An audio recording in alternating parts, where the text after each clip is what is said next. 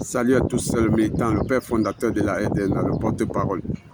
Des milliers de personnes nous appellent pour nous faire comprendre que Ibrahim Traoré, c'est un bon président et c'est un musulman, il fait ses saintes prières. Et il a donné les terres aux Arabes pour construire les mosquées.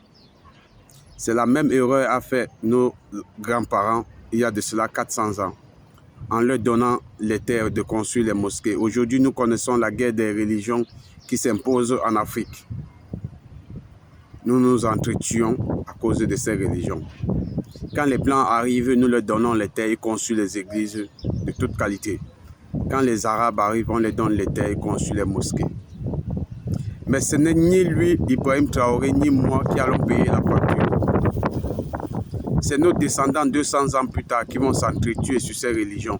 Quand d'autres vont dire qu'ils n'ont pas besoin et d'autres vont dire non, ils sont dans le besoin.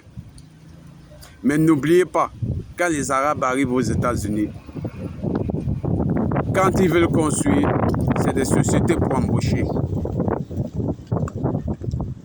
Et quand ils arrivent en Afrique, on leur donne les terres pour construire des mosquées. Et pourtant, en Afrique, il y a la main-d'œuvre. La jeunesse n'a pas le travail. Et les leaders ne peuvent pas les imposer que 5 entreprises, une mosquée. Non. Partout, il faut construire les mosquées. Et quand les Blancs arrivent, c'est pareil. Partout, il faut construire les églises. Et chez eux, on construit des entreprises. Donc chez eux, presque tout le monde travaille. Même avant de construire une mosquée ou une église, on construit d'abord les entreprises. Mais chez nous, en Afrique, les leaders disent non, vous pouvez construire les mosquées et les églises. Peu importe si la jeunesse va chômer ou ils vont émigrer comme des oiseaux partout dans le monde et se faire mépriser à l'extérieur. Or, le mépris a commencé depuis le continent. Nous disons stop.